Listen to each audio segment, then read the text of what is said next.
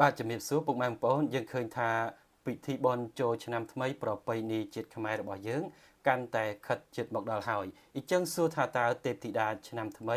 ដែលនឹងយាងចុះមកនៅក្នុងឆ្នាំ2026នេះទ្រង់មានព្រះនាមអ្វីហើយទ្រង់យាងចុះមកនៅពេលណានិងសួរថាតើទ្រង់សោយអ្វីជាភស្តុហាពិធីបុណ្យចូលឆ្នាំថ្មីប្រពៃណីជាតិខ្មែរឆ្នាំមមីអត្តស័កមហាសករាជ1948ជលសករាជ1388ពុទ្ធសករាជ2570និងចូលមកដល់នៅថ្ងៃអង្គារ12រោចខែចែកត្រូវនឹងថ្ងៃទី14ខែមេសាឆ្នាំ2026មហាសង្ក្រាន្តឆ្នាំនេះនឹងមានទេពធីតាព្រះនាមរាក្ខសាទេវីជាបុត្រីទី3នៃកបិលមហាព្រហ្មទ្រង់នឹងយាងចុះមកបើតាមតម្រាទេពធីតាគង់នៅឋានចតុមហារាជការទ្រង់អំពរពណ៌ខ្មៅព្រះការសៀតផ្កាបុទុមអភរណៈទ្រង់កែវមនោរាព្រះហស្តស្ដាំទ្រង់ធ្នូព្រះហស្តឆ្វេងទ្រង់ត្រីសូភៈសហាលោហិតសោយឈាមទ្រង់ឈររំពៃនៅលើខ្នងសេះជាសត្វពាហនៈពិធីសង្ក្រាន្ត3ថ្ងៃ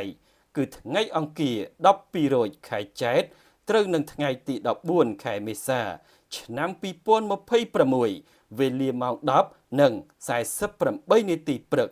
ជាថ្ងៃចូលឆ្នាំថ្មីថ្ងៃទី1ហៅថាថ្ងៃមហាសង្ក្រាន្តជាពាក្យកម្ចីពីឥណ្ឌាសំស្ក្រឹតប្រែថា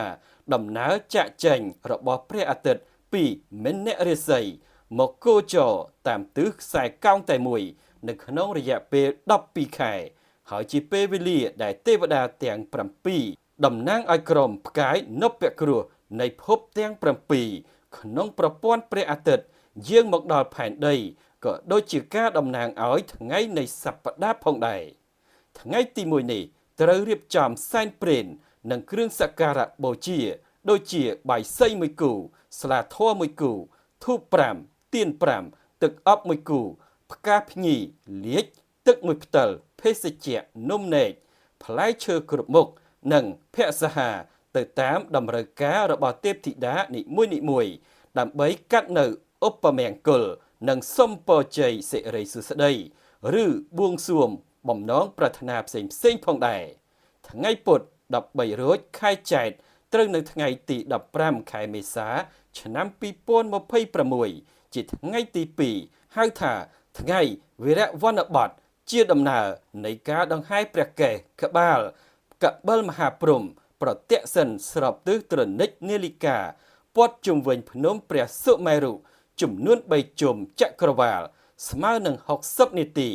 ទើបយាងព្រះកេសព្រះបិតាទៅប្រដេកឋានរក្សាទុកក្នុងរូងភ្នំតកនាភ្នំកៃឡាសរួចបូជានៅគ្រឿងទើបផ្សេងចំណែកបុត្រីទាំង7របស់កបិលមហាព្រហ្មក៏នាំអស់ទេវតាទាំង100,000កោដទៅស្រង់ទឹកមន្តក្នុងគុហាគន្ធមេលីដែលហូរចេញពីបំពង់កែវនៃមាត់ព្រះគោឧសភរាជដើម្បីបន្តកិច្ចនៃពិធីស្រង់ព្រះពុទ្ធអង្គនាថ្ងៃទី3ដែលជាថ្ងៃចុងក្រោយក្នុងពិធីបុណ្យចូលឆ្នាំខ្មែរថ្ងៃប្រហ័ស14រោចខែចែកត្រូវនឹងថ្ងៃទី16ខែមេសាឆ្នាំ2026ជាថ្ងៃទី3ហៅថាថ្ងៃវរៈឡើងស័កគឺជាការផ្លាស់ប្ដូរសក្ការៈថ្មីនៃថ្ងៃខែឆ្នាំដែលប្ដូរទាំងជលសក្ការៈនិងមហាសក្ការៈថ្ងៃទី3នេះគឺជាថ្ងៃផ្សារភ្ជាប់ទៅនឹងពិធីស្រង់ព្រះដែលពុទ្ធបរិស័ទត្រូវយកទឹកដែលហូរចេញពីព្រះយកទៅលុបលាងមុខដើម្បីបណ្ដេញនៅឧបទ្រពចង្រៃស្រង់ព្រះក្នុងន័យនេះគឺបូករួមជាមួយព្រះកន្លោងដែលជាព្រះរស់មានឪពុកម្ដាយនិងយាយតាផងដែរបាទឥឡូវពុកម៉ែបងប្អូនបានជ្រាបហើយថាតើនៅក្នុងឆ្នាំនេះឆ្នាំ2026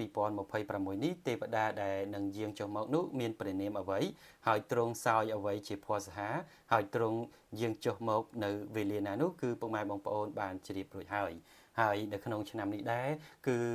ការប្រារព្ធពិធីបុណ្យចូលឆ្នាំប្រពៃណីជាតិខ្មែររបស់យើងនឹងគឺមានលក្ខណៈខុសពីឆ្នាំមុនបន្តិច ដោយសារតែនៅក្នុងឆ្នាំនេះគឺយើងបង្វែរពីការធ្វើសង្ក្រាន្តធំនៅអង្គរសង្ក្រាន្តនៅក្នុងខេត្តសៀមរាបបង្វែរមកធ្វើនៅក្នុងរាជធានីភ្នំពេញរបស់យើងវិញដោយមានឈ្មោះថានគរសង្ក្រាន្តវិញហើយពុកម៉ែបងប្អូននៅក្នុងឆ្នាំនេះដែរសូមកុំ